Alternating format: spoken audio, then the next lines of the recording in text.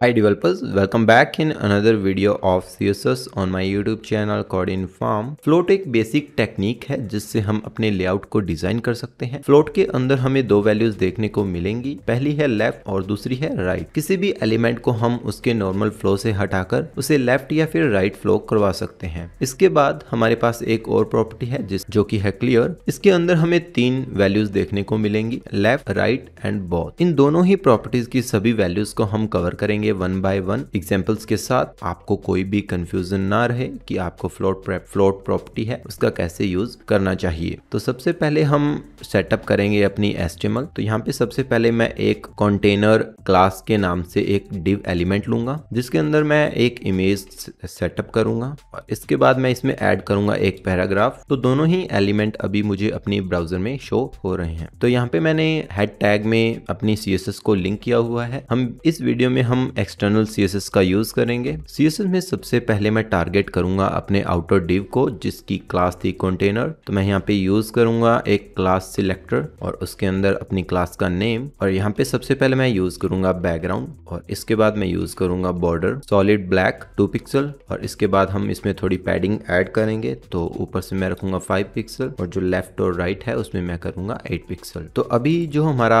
Outer container है उसको हमने स्टाइल दे दिया है। इसके बाद आउटर कंटेनर में हमारे पास दो एलिमेंट्स हैं। पहला एलिमेंट है हमारा इमेज और दूसरा है पैराग्राफ। तो जो हमारा पैराग्राफ है वो बाय डिफॉल्ट जो हमारी इमेज है उसके नीचे आ रहा है और एक न्यू लाइन से स्टार्ट हो रहा है। ये इसीलिए है बिकॉज हमारा जो पैराग्राफ है वो एक ब्लॉक एलिमेंट है और ब्लॉक एलिमेंट जो है वो हर बार न्यू लाइन से स्टार्ट होते हैं। तो हमारी जो इमेज है उसको हम एक क्लास प्रोवाइड करेंगे। तो यहाँ पे मैं देता हूँ img1 और जो हमारा पैराग्राफ है उसको भी मैं एक क्लास दूंगा। तो यहाँ पे हम देते हैं टेक्स्ट सेव और उसके बाद सबसे पहले मैं सिलेक्ट करूंगा अपनी इमेज को। यहाँ पे फिर से मैं क्लास सिलेक्टर का यूज करूंगा और हमारी जो क्लास है image1 उसको सिलेक्ट करूंगा, टारगेट करूंगा। उसके बाद मैं इसकी जो हाइट है उसको करूंगा 150 पिक्सल और उसके बाद इसकी जो फ्लोट है उसको करूंगा मैं लेफ्ट। और जैसे ही मैंने लेफ्ट किया हमारा जो पैराग्राफ था वो अभी अपने नॉर्मल फ्लो से हटकर हमारी जो इमेज है उसके अराउंड आ चुका है। तो हमारी जो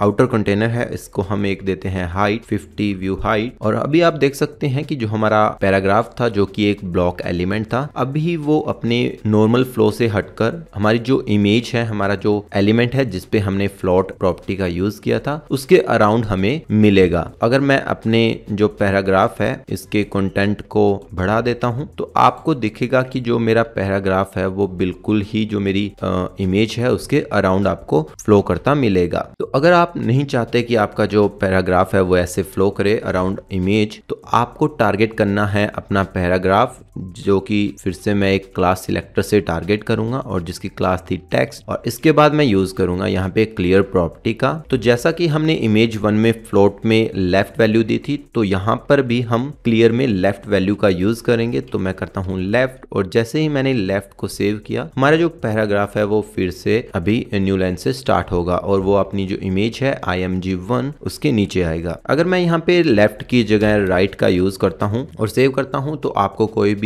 चेंज देखने को नहीं मिलेगा। आपका जो पैराग्राफ है वो वैसा का वैसा ही उसी फ्लो में रहेगा। हाँ, अगर आप अपनी जो इमेज है उसको भी जो फ्लोट है राइट कर देते हैं तो फिर आपकी जो इमेज है वो तो राइट में फ्लो करेगी लेकिन आपका जो पैराग्राफ है वो अभी जो राइट से क्लियर होगा और उसकी जो स्टार्टिंग है वो न्यू लाइन से स्टार्ट होगी जो कि एलिमेंट के बिल्कुल नीचे आएगा। तो अगर आप यहाँ पर भी लेफ्ट का यूज करेंगे तो फिर से आपको वही फ्लो देखने को मिलेगा जो कि आपको पहले फ्लोट के टाइम देखने को मिल रहा था। और इसके बाद इसमें हम बोथ वैल्यू भी यूज कर सकते हैं। तो एक बार मैं इसे कमेंट करता हूं और अभी हम देखेंगे कि इसमें हम कैसे बोथ वैल्यू का यूज कर सकते हैं। तो आपने यहाँ पे पहले ही ऑब्जर्व कर लिया है कि आप अगर अपने एलिमेंट को लेफ्ट में फ्लोट कराते हैं तो वो लेफ्ट में आएगा और अगर आप इसे राइट में फ्लो कराते हैं तो वो राइट में आएगा। तो यहाँ पे मैं HTML में मेरी जो इमेज है उसको कॉपी डाउन करूंगा और इसकी जो क्लास है उसको करता हूँ img2 और सेव करूंगा। सेव करने के बाद आप देख सकते हैं हमारी जो सेकंड इमेज है अभी वो हमें मिल चुकी है जो कि बाय डिफॉल्ट लेफ्ट में है। तो इसे मैं करता हूँ कॉपी डाउन और इसे हम करेंगे थोड़ा चेंज, इसे मैं करता हूँ लेफ्ट। तो जो लेफ्ट में हमारी इमेज है वो है img2 और जो राइट में है वो है img3। लेकिन जो हमारा पैराग्राफ है वो इन दोनों के बीच में है। तो अगर आपको ये बिहेवियर पैराग्राफ का अच्छा नहीं लगता तो आप वहां पे यूज कर सकते हैं क्लियर बोथ का, और जैसे ही आप क्लियर बोथ का यूज करेंगे आपका जो पैराग्राफ है वो अभी आपके दोनों के दोनों एलिमेंट्स हैं उनके बिल्कुल नीचे से स्टार्ट होगा। और यहाँ पे अगर आपके पास ऊपर 2 एलिमेंट है और उसके बाद आपका पैराग्राफ है, अगर यहाँ पे आप लेफ्ट या फिर राइट सिंगल का यूज करते हैं तो क्या होगा। तो लेट्स सपोज मैंने लेफ्ट का यूज किया है और जो मेरी इमेज 2 है उसको भी मैंने फ्लोट लेफ्ट किया है। तो इसकी जो हाइट है वो मैं करता हूँ थोड़ी कम, तो इसे मैं करता हूँ 100 पिक्सल। और जैसे ही मैंने हमारी जो इमेज 2 है उसको 100 पिक्सल हाइट दी, यानी कि हमारी जो इमेज है अभी वो थोड़ी छोटी हो चुकी है। तो वैसे ही आपको देखने को मिलेगा कि आपका जो पैराग्राफ है वो सिर्फ और सिर्फ लेफ्ट से क्लियर है लेकिन राइट से क्लियर नहीं है। तो राइट से क्लियर तभी होगा जब आप उसे क्लियर बोथ करोगे और तभी वो आपको जो है दोनों के दोनों एलिमेंट के नीचे मिलेगा। तो मैं यहाँ पे फिर से बोथ का यूज करूंगा और जैसे ही मैंने बोथ सेव किया तो मेरा एलिमेंट है अभी वो न्यू लाइन से स्टार्ट होगा और दोनों के दोनों एलिमेंट्स हैं उनके अराउंड जो है वो फ्लो नहीं करेगा। तो जो फ्लोट प्रॉपर्टी है वो लिखने में इतनी लेंथी नहीं है तो इसका भी हम यूज करते हैं। आगे आने वाली वीडियोस में हम फ्लोट की और भी